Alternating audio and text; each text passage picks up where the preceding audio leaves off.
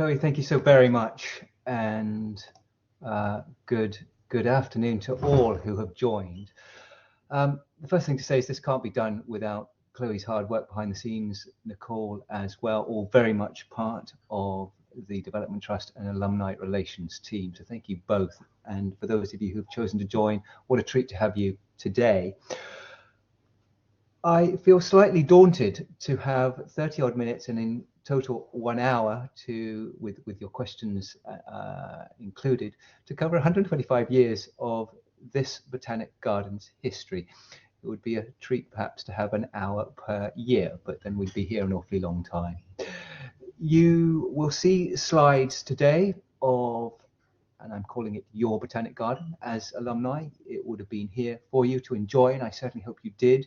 And so no doubt some of these images will evoke your own, I trust, fond memories. But what a treat to know that this Botanic Garden is the UK's most northern university botanic garden. The most northern botanic garden is, of course, in Inverness, a charming botanic garden in its own right, considerably younger than this one, but nonetheless all part of the Scottish network of botanic gardens and overall the UK network as well.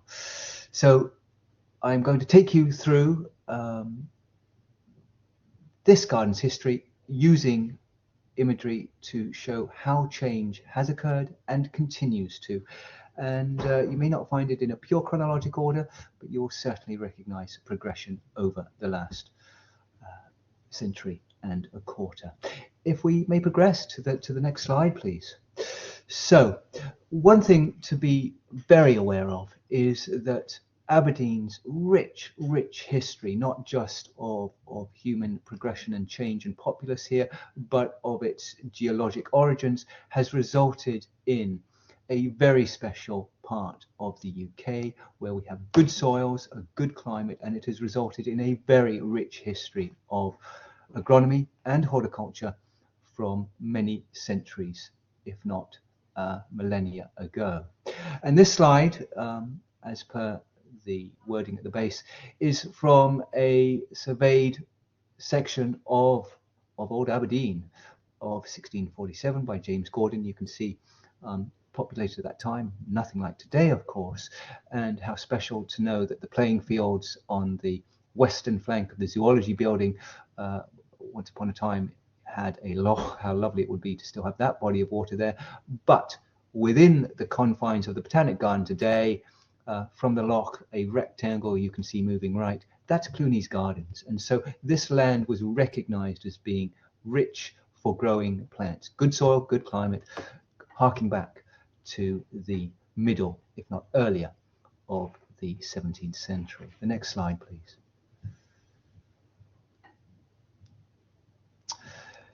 The history of Cruickshank Botanic Garden itself, its land is full of narratives, full of stories, engaging, amusing, all of the above.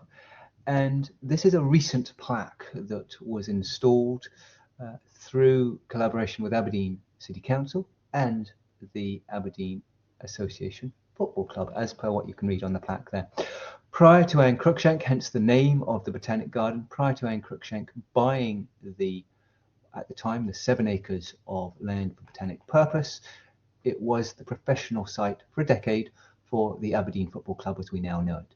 And so professional football was played on this land. And again, that's, I think, a rather lovely historical fact. Next slide.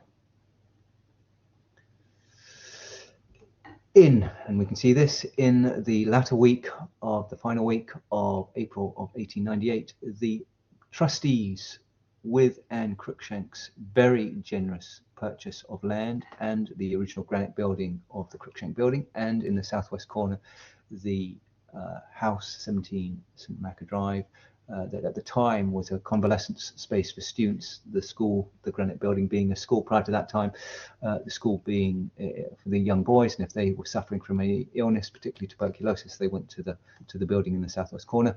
That plus the land in between was purchased, given to the university, as you can see here, for the teaching and study of botany as a pure science and as applied to the arts, industries, and the furtherance of university interests for the public good. The garden today has dramatically changed in a variety of ways, not least because botany is no longer taught.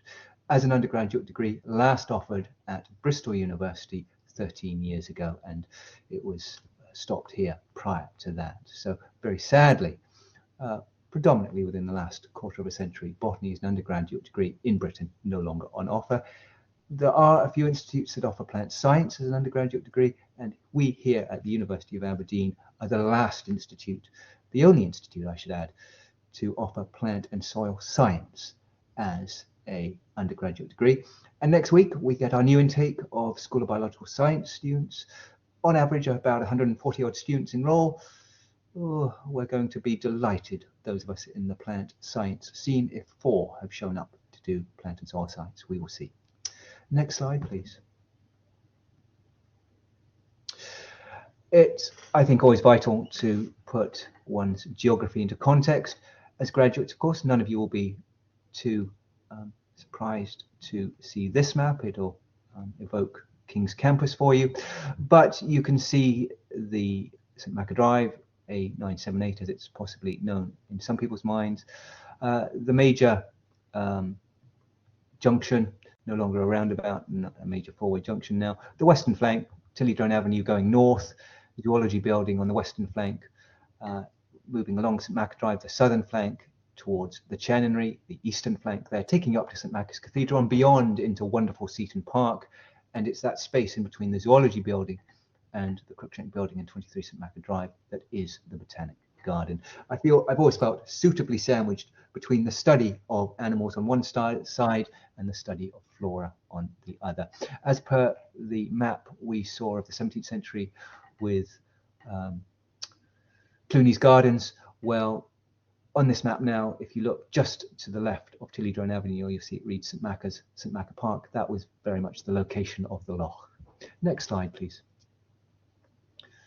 When I arrived, there was no formal map of any great help to showcase and highlight the collection, the main sites of the collection. This was put together in collaboration with Uniprint. It's what we use to this day. Deliberately no scale, but there is a key, and it just helps formalize the various spaces that the general public, indeed staff and students, can enjoy. You'll see a little red arrow on the top side taking you into the Zoology Building. Ongoing collaboration with colleagues in the Special Museum and Special Collections Department, and of course in the Zoology Building, the wonderful top and bottom floor display for general public during the weekday to enjoy, and the Aberdeen Biodiversity Centre as well. Next slide. Of course, none of the management of the gardens, the maintenance of the gardens occurs through a single voice, a single person. It is an ongoing collaboration, has been historically, is to this present day, and always will be. And in this case, the team include, top left there, Professor David Burslam. He is the keeper of the gardens today. Wonderful to have him as the keeper. His specialization, the keeper always, ideally, well, historically to the modern day, quite rightly, with a plant background. Professor Burslam's area of skill, knowledge, interest, scientific endeavor is tropical flora. I'm directly underneath there. There you are, smiling yours truly. And to the right there, the head gardener, a vital role, Richard Walker, who's been in post for over 15 years now. Next slide, please. While in the previous image, the three of us may have more of a managerial role, and if we do get involved in direct garden growing activities, a treat. Obviously, Richard considerably more than I, but it really comes down to the hard-working daily gardening team. And here you're looking at Sarah Griffiths, top left, Joy Molyneux, top right, Leslie Johnston, bottom right, Victor Olazela Torrejon in the bottom left. And they are a part of the wonderful team that makes Cruickshank Botanic Garden operate and continue to thrive as it does. Victor has a very interesting dual role, not in consecutive time, but overall per year, 6 months as a gardener with us, part of the professional team, 6 months indoors as a technician, using his knowledge of growing the collection to then help teach with plant-based laboratory exercises indoors. So a wonderful duality. Leslie is on the cusp of graduating as our apprentice and then becoming one of our full-time gardeners. Wonderful that after 4 years of day release to college, in combination with her practical training with us, that all of that knowledge gets to stay with us. She's equally delighted as well. Next slide, please. I've now been in post, gosh, I'm going into my 12th year, extraordinary. I started in 2012, and as such, other staff have come and gone, and other trainees as well. James, top left there, now having moved back down to Dumfries and Galloway and doing very good horticultural work. Ben, a leading light in his own time with us, he's gone back down into England.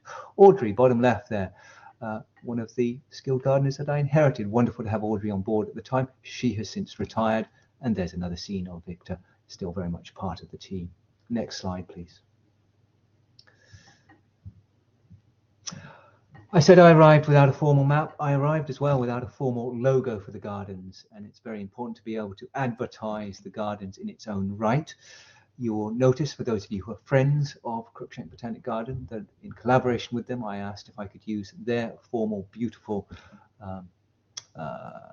cutout there of the blue Himalayan poppy, and we formalized it as specific in collaboration with the Botanic Garden itself. For those of you very sharp-eyed, the Scottish charity number there is not the same as the universities. It's why we're allowed a separate logo in our own right, always in collaboration with the joint coat of arms of the university. The Scottish charity number you see there is for the Cruickshank Garden Trust, all part of Anne Cruickshank's original founding, and as such, the Gardens has its own important logo, very important, always in use alongside the University of Aberdeen's coat of arms. Next slide, please. I've mentioned the Friends, another vital component of Cruickshank Botanic Garden. Indeed, almost all botanic gardens having their own Friends network.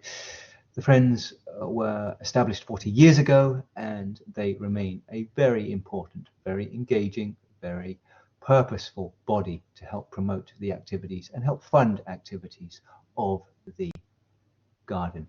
One image I haven't included of present staff is our annual RAGS trainee. An unfortunate acronym perhaps, but it stands for Working and Retraining as a Gardener Scheme, a superb program that's run for over a quarter of a century in collaboration with the Women's Farming and Gardening Association, which is well over a century old now. And we have had a number of RAGS trainees. Our present trainee is Kaori Fujikawa, who Fujiki, who is wonderful, 2 days a week with us. But we've had others, and they are with us 2 days a week for a year. And it is the Friends who financially pay for that trainee's post. Next slide, please. So, if that's a very quick summary of some of the things I've done since I've arrived, and/or the vital team who are able to make the garden grow and tick in a daily manner. So now let's begin to look at some of the changes that have occurred. The Rose Garden is the only formal space in the whole 11 acres, and was redeveloped, indeed installed, in the very early 1980s. So next slide, please. You'll come up with a map here just showing where it is. It's in the southwest corner. The little notion there of private house, that is 17 St Macca's Drive. That is the house that was the location for the boys pre-purchase of the grammar school, where they would recover from tuberculosis. So that's where we are. Next slide, please. Unfortunately, we have a very potted history of Cruickshank Botanic Garden. We have very few images of it over the last century and a quarter. But this, I think, is a very telling slide, not just of the development of the Rose Garden, but that huge mound of soil. You'll see in a moment the 2 levels that were created for the Rose Garden, but we have very good soil at the Botanics. However, dig down to a depth of approximately 1 meter and you hit sand.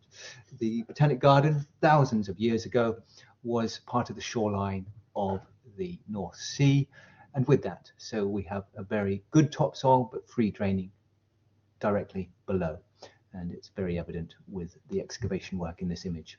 There's 17 St Mac Drive. There's the the original second bit of property purchased by Anne Cruickshank and her trustees. Next slide, please.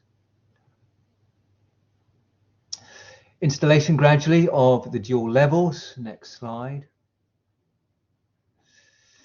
As it looked a decade ago, the yew hedge there with the wonderful wild gean growing in the middle, that tree sadly was, the roots were beginning to push on the wall. We had it taken out within 12 to 18 months of my arrival. As it so happened, it was actually beginning to rot from the center. We weren't aware of that until felling occurred. The gap we created is now part of a vista right through to what is known as the Labyrinth Lawn, but it's a new access point in and out of the rose garden itself. When I arrived, the roses on the lower level were in very poor state. They've since been extracted, added beds put on top to bulk up the roses we lost below, and we put a small herbal into the bottom of that location, as you're looking at the image today, that of plants for medicinal use. So important, as that was the reason for all European botanic gardens, the first in Padua, founded on the principles of growing, showcasing plants for medicinal use and associated training of apothecaries of the time. And indeed, in our historic records here at the University of Aberdeen, we have in the 18th century Professor Ogilvy saying it is high time this university had a botanic garden, and one based on the physic.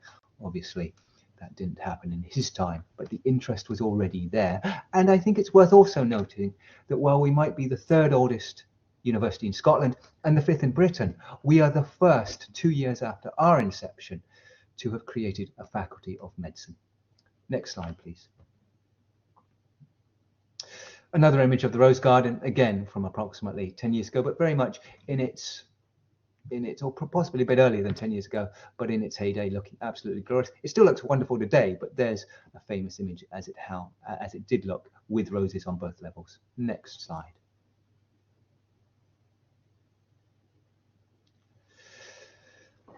One of the policies I brought into the gardens, and this reflects on the staffing levels I have, and indeed how the staffing levels changed in the very early 1980s. This garden was founded on 8 full-time gardeners. Today, full-time equivalent is roughly 4. One of the adages, one of the practices I brought in is let's have more areas to extend our collection while we have less open beds to maintain. And what you're seeing here in top left is those original beds that are C-shaped. The volume of roses really quite scattered, a lot of open soil to weed and maintain, and so we reduced them to 4 rectangles, taking out the middle section of each C, and that's how they look today. Smaller beds, rectangles, bulking up the roses, less open soil to maintain. Next slide, please. And so we move to the Cruickshank building itself. It's where I'm sitting today. I'm actually housed in the herbarium. I'll talk about that briefly perhaps in a moment, but the original Cruickshank building is the granite building. That's the grammar school. Wings were added in 1964, and you'll see those in a moment. Next slide, please.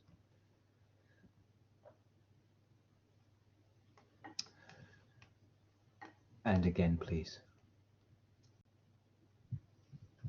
So there's the granite tower. Today, the top element of that is the staff tea room, and you can see extensions that are no longer there, plus of course a greenhouse that's certainly no longer there, but you're looking from a lawn area, that is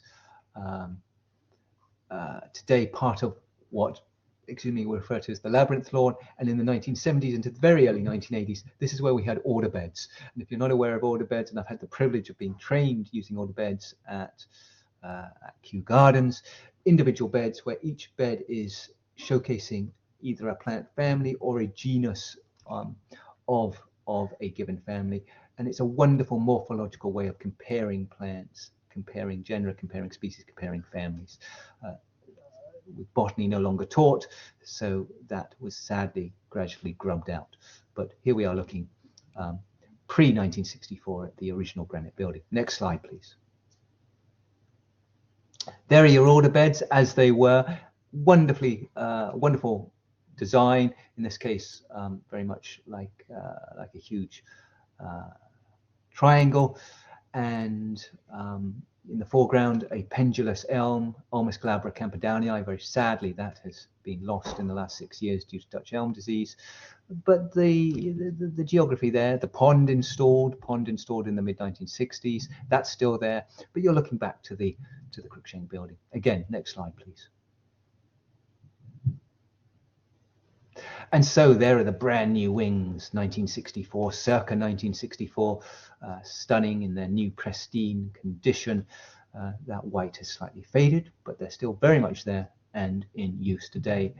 Office space and laboratories combined. But in their heyday, with Professor Gingham as the last formal Regius Keeper of Botany, plus certainly in the early 1970s, a new intake of young plant scientists. It must have been a very exciting, dynamic place of plant and soil research combined. There's a different scene, of obviously a winter scene with leaf drop, and there's the pendulous elm in the foreground with the order beds still visible. Next slide, please. The herbaceous border. The herbaceous border was put in post the Second World War, J.R. Matthews being the keeper of the time, the head gardener James Robb. It's a wonderful feature. Next slide and we'll be able to see this. It's a wonderful feature and highlight of the gardens, just showing on the map its geography, its location. It's 87 meters long and 5 meters in width. It's stunning. There's a time when bold color and dahlias, among other plants, were the highlight of the summer season. Notice the pathway in the foreground, not paved. Today it is. Notice the wavy inner edge of the grass verge. Very different today. Next slide, please. A huge golden yew midway down on the northern flank. That's been removed. That was done by Richard Walker, present head gardener, my head gardener when he first arrived. Quite why it was planted there and blocked the wonderful vista all the way down on the northern flank, I don't know, but it's since been removed, and certainly I feel no great loss. We have other golden yews in the collection. But notice how the herbaceous border has changed. They're very different in its plantings, very different in its role and perspective. With paved path having gone in, you might even just be able to make out a light standard. They were put in, I gather, during the 2000s and make a huge difference from a safety standpoint as well. It's very much the plantings today that you see in this image, so it is retained. Next slide, please. How it changes. This is a March scene.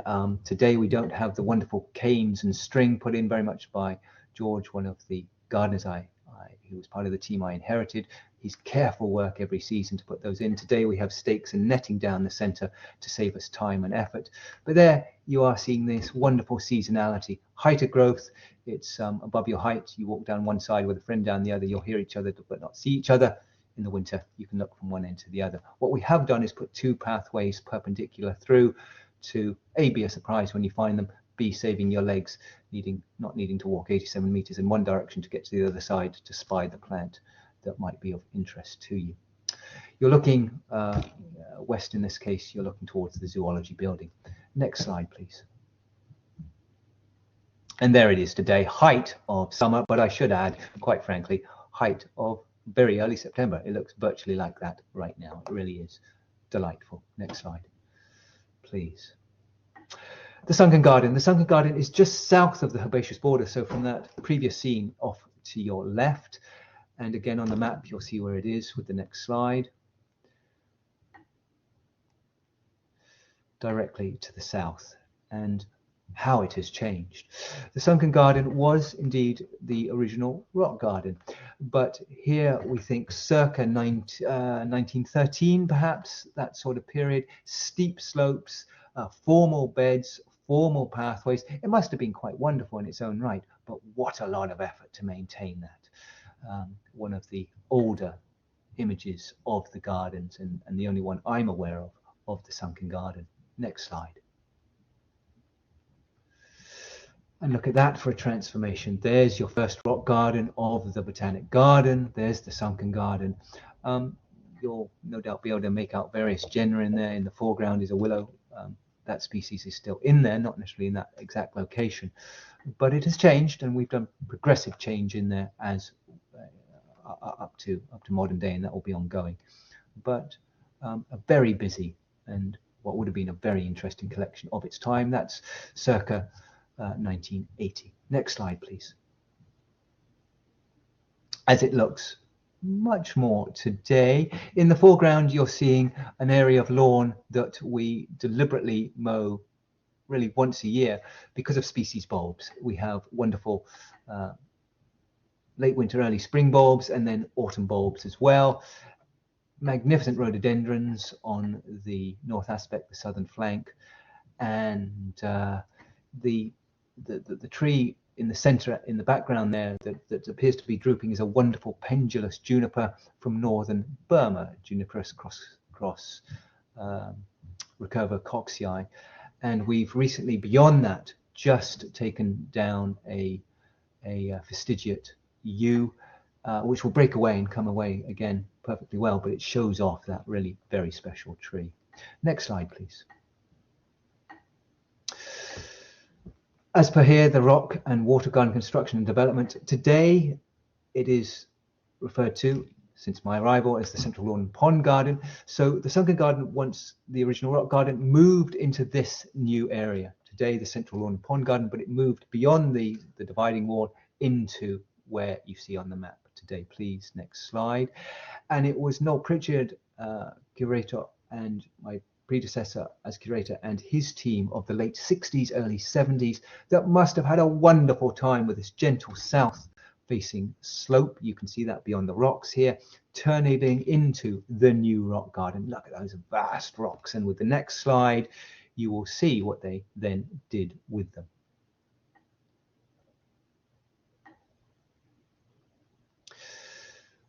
An extraordinary project. It must have been a very exciting time, swinging these rocks into location and beginning to plant it up. A conifer there in the foreground. Conifers were put in to be at knee height, no more than that, to evoke that you were walking beyond the tree line, to then spy these wonderful alpines. Alpines very much with a Scottish focus, but alpines from elsewhere in the world to match the soil and climate of 57 degrees north, northeast Scotland, Aberdeen. And in its heyday, and you'll see this in the next slide, it must have been very special in the spectacular collection. There it is beginning to take in the 70s. But as I've already told you, very early 80s, staff levels changed from 8 to 4. And very tragically, with alpines being slow growing, low growing, constantly needing attention to not be outcompeted. So sadly, the half the staff loss resulted in less effort being able to be put towards this collection.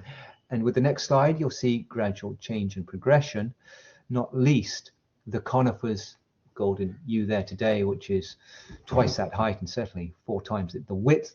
The conifers were allowed to be let go, no longer at knee height, no longer evoking walking beyond the tree line, and many of the alpines lost. When I arrived, very few alpines remained. I did not want a hardcore alpinist to show up to this botanic garden and be delighted to think we had a fine collection, only to find in title the rock garden implied the rocks but not the flora. So we don't have the staffing levels to bring back the alpine collection, sadly, but what is there is very special. The space complements the southern section of the garden magnificently, and we continue to do extensive development in there, not least in the foreground. In the last 4 years, that pond has been revamped, I think is the right phrase. Staff and volunteers combined, getting in there, finding that much of it had been filled in. We've expanded its size. We also, among other things, found 100 plant labels in there, having been thrown in by, well, one assumes, visitors over successive years. Next slide, please. Much more a scene of today, and you can see those conifers have progressed dramatically. You can see the change in particularly the trees and some of the shrubs in height and size. It is a very beautiful space in its own right. Next slide, please. There's part of that redevelopment I spoke of, major change. Next slide, please. Those images there also indicate the ongoing effort required to keep any garden going. Next slide, towards the Arboretum. Now, the Arboretum was the last bit of land purchased by the university to take us from 7 to today's 11 acres. and that was purchased in the 1960s. Wonderful view when you walk into the Arboretum. You're looking down the slope towards the double spires of St Marcus Cathedral, and how appropriate, the founding site of our university, and to have that view in all seasons, quite wonderful. Snow is not impossible with us, of course it's not, but with climate change, less common. But here's an evocative scene of the winter months. Next slide, please. Total transformation from the first scene to arguably 4 or 5 months later. Lush growth, you're looking down the bank here. Today that has different meadow mixes in it, and through to the spires. Some of the trees in there are still very much part of our collection and noticeably larger. Some of them have had to be tragically felled through storm damage. Some have had crown reduction to give them a further lease of life. Next slide, please. The nursery. The nursery is behind the scenes. Today we have gates through at the formal 3 entry exit points, which have been transformational. The gates are just over a year old in situ, but the nursery is where the team have their own office space, their next slide please, their ability to grow on plants, obviously propagation, etc., etc. Now within the nursery we house our machinery, and I show this not to necessarily highlight the fact that we have machinery of a certain size to match our collection, and the picture there with Victor with his mask on, of course during COVID, another issue we've dealt with in recent years, all of us have had to deal with. But Richard, when he was taken on as head gardener, quite rightly stipulated, I will only take on the role if the university mechanizes the Botanic Garden. Quite extraordinary to think that there was no formal mechanization to help maintain the collection up until the late 2000s. Next slide, please. Today, this is part of the Bothy Kitchenette complex. When I arrived at the gardens, not surprisingly perhaps, came under the School of Biological Sciences. Indeed, all of the other images you've seen are during that period. But there has been a transition from colleges within the university to schools, and the School of Biological Sciences by title today is no longer formally managing the Botanic Garden. Of course, I liaise and work very closely with colleagues within the School of Biological Sciences, SBS, but 6 years ago we came under the management of the Estates and Facilities section, which makes sense in the context that it's Estates and Facilities and my opposite number, Bruce Reed, of Grounds, who maintain the rest of the green estate. It's been a wonderful transition across to Estates and Facilities, not least with substantial change in resources, both financially and in build. And so the kitchenette here has been dramatically improved. You're seeing the back of Richard Walker, Richard's as head gardener's head here, but he's in a doorway there that did not exist until we moved across. Behind him in the foreground of this picture, we now have formal locker spaces for the male staff and the female staff of the gardens. You're looking through to the office space. It is significantly better, a vast improvement. Next slide, please. When I first arrived within the nursery, there was no formal pathway. That was all part of the team involvement. Richard, you're seeing in the background, Victor in the foreground there. Next slide, please. That path is still very much in situ and used, although quite a bit of vegetation having grown through it now, but very much there. Next slide, please. Other changes, much more recently, the bottom picture really showing almost complete. Brand new compost bays, 3 significant compost bays, and they've made a huge difference. 2-ton load base for the reinforced concrete there. Compost bays may not be the most exciting element to discuss in a botanic garden context, but behind the scenes are vital, and we are now in a much better position to produce our own compost and put it back into the garden. Next slide, please. And so ongoing work, and of course it's ongoing, which is part of the delight and indeed part of the necessity of managing and maintaining a botanic collection. Next slide. When I first arrived in the Arboretum, at the top end is Kettle Hill, and when I arrived there, there were these wonderful Pinus mugo, the European dwarf pines, utterly infested with young saplings of this and that, brambles, what have you. But these trees, Pinus mugo that is, naturally grow up and then collapse. And I knew if we cleared this out, they would just say to anyone, be they in this image 4 or 5 years old or 35 years old, 55, 105 years old, a climbing tree. And so it is the one area we have on our map. It's the informal picnic area, but it's the one area where you can climb through the trees. And we have a very good program called the We Green Spaces, allowing kindergarten nursery groups from the city to come and use the gardens for the young children, and they always move to this area and enjoy the space itself. Next slide.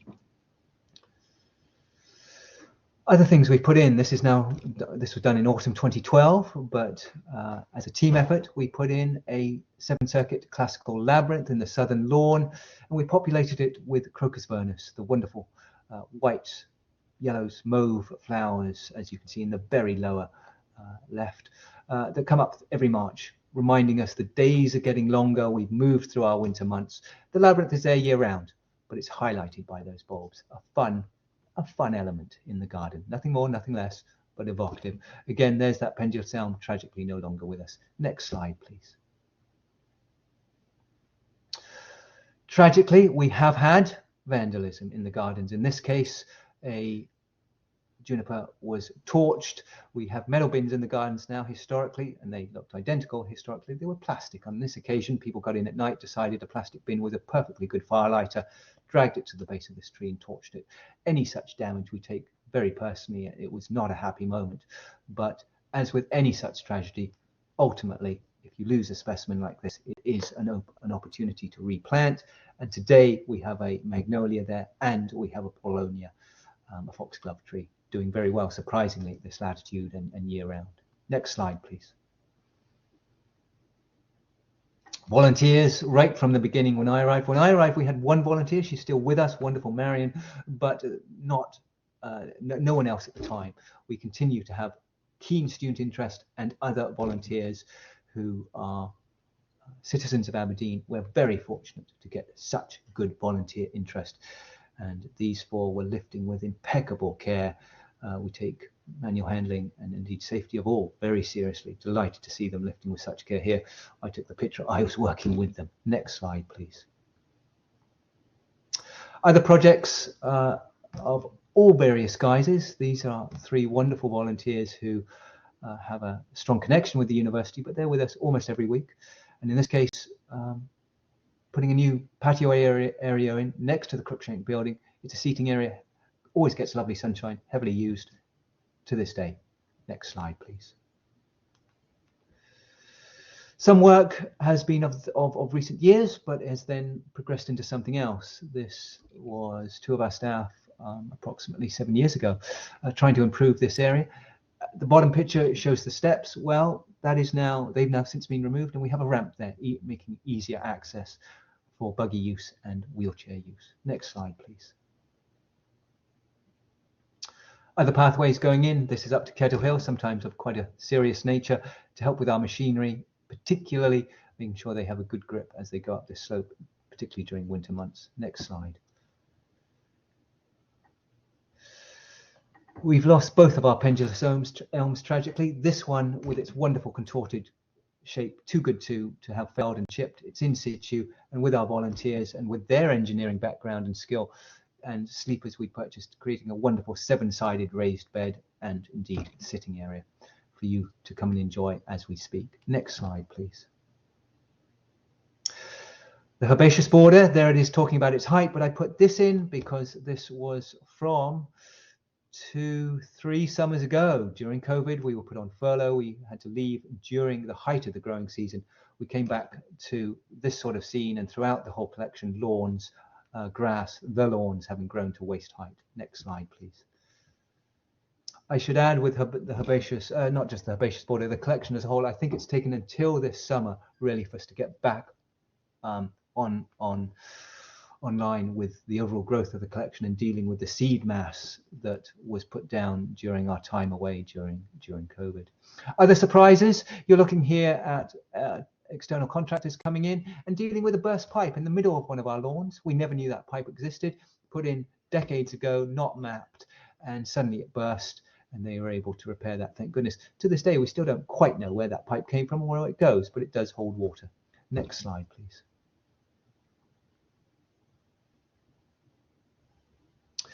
There I am. Periodically, I get to get stuck in this case, helping.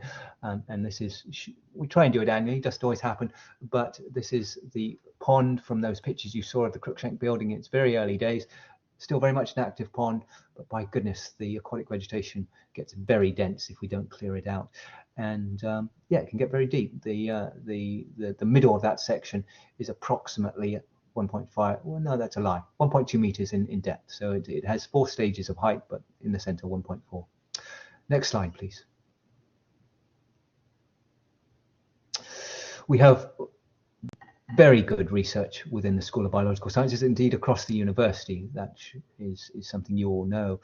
When I arrived, I was delighted to learn that bee research to this day ongoing in the zoology building, particularly looking at Varroa mite, Varroa destructor, which is a mite that is not beneficial to commercial beehives. Research is ongoing there. But when I arrived, no hives in the garden. It seemed a missed opportunity. To this day, we now have research hives in the garden, which is good news. Next slide, please. Tree work is ongoing. For major work, we have external contractors come in and do the very skilled tree climbing or cherry picking work. And as we speak, the Arboretum is presently closed because we have storm damage in there, and we're waiting for the tree gang to come in and do what they can. But some of the work we can do from ground level with our own tools, and you're looking at Joy, Sarah and Leslie involved in some very recent work of weeks past. This is on our wonderful tri-stemmed rural beech, Nothofagus obliqua, a very fine Chilean tree, first introduced into Britain in 1903, circa, we think, to our botanic garden here, 1913. Next slide, please. Ongoing tree work, it is always ongoing. This is in the southern lawn with the labyrinth close by, off to the left, and our Sorbus collection there, this naturally split out of Sorbus ariensis, as the name implies, endemic to the Isle of Arran. Next slide, please. And so in conclusion, next slide. I think it's always worth remembering that a garden is inherently a place, and a botanic garden perhaps more than ever, a place of the arts and the sciences combined, a site of beauty, of tranquility, and of public and indeed community use. And what you're looking at here is the Old Aberdeen Heritage Society Tea Cream Summer Party, a wonderful event that hasn't happened in recent years, but was certainly happening pre-COVID. Next slide, please. I feel exceedingly fortunate to have worked over the last 2.5 years, and now an ongoing collaboration with the Aberdeen Polish Association of the city, working with the president and his team, and a very skilled creative artist who has chosen Cruickshank Botanic Garden to be their locale now for many of their public display works. This came down a matter of weeks ago, but it had been up for 4 months, talking about Polish citizens having made Aberdeen their home. 18 months ago, another wonderful previous exhibit of the harrowing story of the Białystok ghetto in Poland during the Second World War. And working in collaboration, I'm delighted to tell you there'll be another display for 2024. Next slide, please.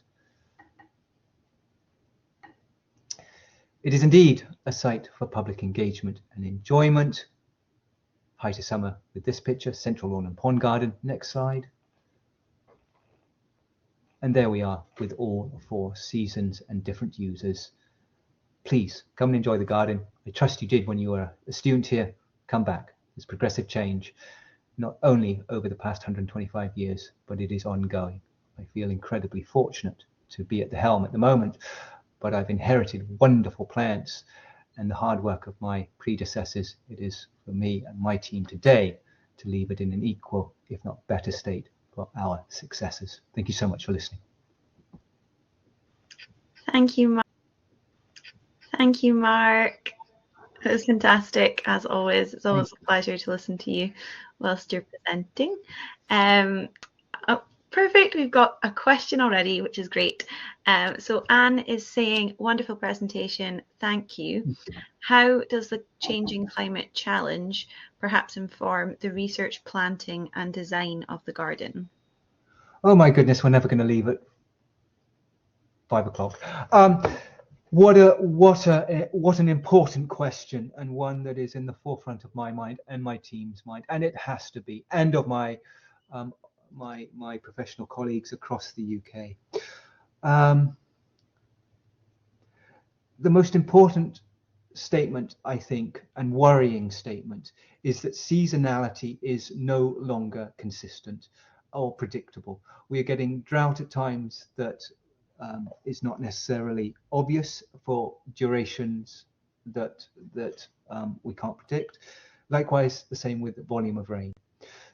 For me personally, I think storms are the greatest concern. Again, not knowing when they will arrive and not knowing their ferocity, and no longer, as per our geographic location, that of this island of ours, the United Kingdom, of major storms coming from the west. They're now coming in different directions as well, and particularly from a tree management standpoint, that means that these plants are potentially being stressed in ways that they will not be able to easily adapt to. So yes, we are very consciously looking at what we're planting, where we're planting it, but it has to be done in the proviso that very, very sadly, what you have seen through the slides today, what we are presently growing and maintaining, future plants that we're putting in the ground, and obviously we are, may never quite reach the same maturity for our successors. A sad statement, but one that we have to manage. Thank you.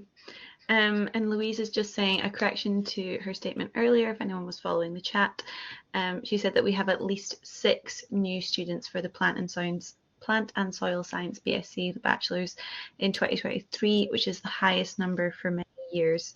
And I don't know, my personal opinion is I imagine that will grow. I think especially with the interest in the climate and the things that are happening, hopefully we will see that number continue to increase year on year. I do hope so. Sorry, Chloe, I've got to cut in there. I'm delighted, and after I finish talking to all of you today, I'm going to go and do a little jig to know there's half a dozen who have deliberately come here and shown up with that as their chosen degree. That's very exciting. Perfect. Nicole is asking what your favourite part of the garden is. Oh, that changes by the day and the season. All of the parts are very special, but I really do like the central lawn and pond garden. I think it complements the Arboretum magically, the southern section as well. There's a lot of variation in there. It's a very special location. Our next question, also a comment saying, thank you much for a fantastic talk. Do you know if there is an Elizabeth Lockhart rhododendron in the garden?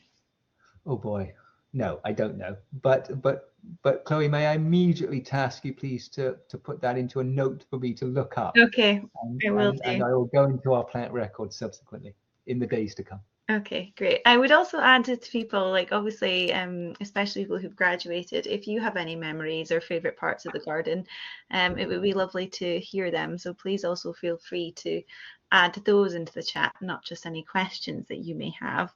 I guess I'll ask, you kind of touched upon like the Inverness Botanical Garden. What are the kind of main differences between the gardens, I guess between like Inverness and Aberdeen and any of the other gardens? Is it the plants that are there? Is it the way that they're laid out? Does their history impact all of that? This could be another really long and big question, but yeah, just some interest there about the comparisons between our garden and other botanical gardens. I'm pausing because I'm deciding, Chloe, how do I answer that succinctly? The first thing to say is yes, there is a variation in flora, certainly, and that's only right and proper. What's wonderful about the United Kingdom is that while it's not a large island per se in a global context, it is incredibly varied through latitude and through its geology in soil and climate. The west coast very different from the east coast. North and south gives variation as well. even in Scotland, not necessarily across the whole of England, Wales, Northern Ireland, Scotland. So yes, there is a variation in flora. I think almost all of my contemporaries are dealing with very similar issues that I do, and that's how does a botanic garden, what is its role today? And Edinburgh and Kew, of course, are the great anomalies. They have wonderful history, they have wonderful resources. For those of us who are smaller institutes, our role does vary and does change, and it's really a case of how do we showcase what we have and how can it be used by staff, students, particularly in a university context, staff, students, the public alike. And I think probably the most significant difference we all have is our funding. Some botanic gardens are council funded, some are much more institutionally funded, and therefore we all go in peaks and troughs with regards to what we can put in place, what we cannot. And as per my presentation today, I think it's evident to say that the 1980s cutting staff by half was a significant development. The loss of teaching botany here, and so the garden no longer having its original purpose of being a morphological living collection for teaching and study, that had a significant difference.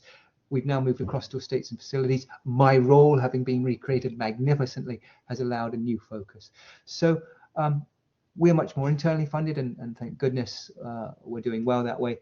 Other gardens are constantly chasing funds in their way. I think that's the most significant both difference and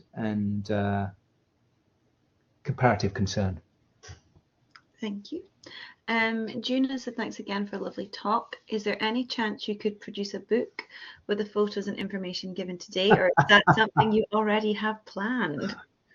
Could this I'd love to. A kind of I don't know, I'm trying to think of the correct word for like a preview of what's to come, exciting news with Mark. I'd love to say it's planned. Some of you might have a guidebook, and to the best of my knowledge, the only one that was produced in the 1990s. Yes, it is high time we offered something and brought it up to date. And I'm not going to throw down the gauntlet and say it will be ready on a certain year, but it's a very fine idea, and wouldn't that be lovely? I think it's important. I think it's, as I've said from the beginning, sadly, today's images are arguably the best we've got in excluding the last 10 years. They're the best we've got. And there is a potted history, not just a written potted history, but a visual one. So to show what we do have in a formal book that could be purchased is a very good idea. I'm going to have to find more time in my week. Watch this space for the future. Doug is saying many thanks. It brought back memories of his time as a postgrad in the 1980s, and he's sorry to hear that the alpine have gone, even if he can understand why. Have the Himalayan blue poppies survived somewhere? I'm very intrigued as to, I'm like, if you say yes, I might be going a little hunt over the coming days to find these. Lovely question, and hooray, and a very timely one to ask. So, with the Friends having the Himalayan poppy, and incidentally, if I may just say, for any of you who wish to join the Friends, if you're not already a friend, go to the Cruickshank Botanic Garden website. There is a little blurb there about the Friends, and there is a link. You click on that link, it will now take you to their own website. The Friends themselves have their own website, so please do that if you wish. With the Friends having the blue Himalayan poppy as their logo, and as under my curatorship as a garden, with ourselves having formalized it, then absolutely it's right and proper we have a collection of blue Himalayan poppies. We have sadly lost quite a few. With the Friends financial support, we have within the last year, we have been bulking up a very good number behind the scenes, and only last week with my team were we looking at the new beds in the sunken garden where we will be planting them out, and therefore hopefully next year you are going to see a considerably improved collection, and it will perpetuate thereafter. Thank you. The next question, does the Physic Garden still exist? Oh yes. So the Chelsea Physic Garden is from memory, the second oldest botanic garden in the UK. It was founded in 1673 from memory, and that was through the brilliant work and focus of Sir Hans Sloane, a physician of his own period, an apothecary of his own time, who made much of his money through the great new medicine of its day that we would now call hot chocolate. But as such, he helped financially create the Physic Garden, 3.5 acre oasis just along from the Royal Hospital, and it is there with the old pensioners. It's that ground, those grounds that are used for the Chelsea Flower Show every year. So yes, the Physic Garden, very much an operational and wonderful resource. Its hours have changed in a marked improved way over the last probably 30 years, 25 years. From memory, now open on a Wednesday and a Sunday, but don't quote me, don't scream down to London and be disappointed. Go to their website and find out. Perfect. I also just love how you're just like, founded in this specific year, these are their opening hours, but don't quote me. I'm like, the wealth of knowledge that you have is amazing. We don't have any more questions. Just right. more messages saying like really interesting talk. Thank you. Pop back memories. Good. Thank you for an interesting talk. Thank you for the great talk and the photos, all the changes. That was inspirational. So that could be a very nice point. Unless anyone does have any other questions, feel free to put them in. But potentially that's a really nice point just to conclude our online event today. Like I mentioned, this was the first of our kind of recent series that'll be running from September to December. It's always good to do another one with Mark, who's kind of like a staple of our programme. Thank you very much for obliging us once again. And thank you to everyone who's joined us today. Indeed. Oh, and just saying another one from the late 60s to early 70s. So sorry to hear the demise of botany, but so pleased that it's been amalgamated with science. In my day, the honours botany group was in double figures. My mother's cousin, my mother's cousin studied botany and agriculture, Ethel Cruickshank, in 1924. Thank you so much for looking after the legacy. What an amazing, that's just an amazing kind of fact in history to have a connection to. Yeah. And just more messages saying thank you, most interesting, super to hear about some of the history of the gardens and to see the old photos. So lots of appreciation and love for the talk, Mark. Thank you so much. And like I said, thank you to everyone for joining us. Enjoy the rest of your evenings or your afternoons. I think most of us are European time. So enjoy the rest of your evenings. Like I said, thanks for joining, and hopefully we'll see you at another one of our talks very soon. Before we all sign off, may I thank you, Chloe and Nicole, being behind the scenes, making all of this possible and making it work seamlessly. I don't know how you do that. Thank you so very much. Can I also thank everyone who chose to listen this afternoon? Wonderful to have your participation. And there has been the odd comment of, can we have this in a book? Can we record this and make it a more formal memory? Some of your commentary today is vital as well. You remember being here at different stages of the garden's development, and particularly if you were a graduate of botany, shout proud and loud of that, because it's just not a degree available anymore. But it would be fascinating to know how the gardens was used, if at all, in your teaching. I haven't met anybody who used the order beds, but it must have been a wonderful resource. In my time at Kew, using order beds, vital, a really important learning part of my career, for instance. So if we do get to this point of a publication, it would be lovely to try and get some of your collective comments as graduates. But thank you all. Thank you very much for today. Thank you. See you later. Bye. Bye-bye.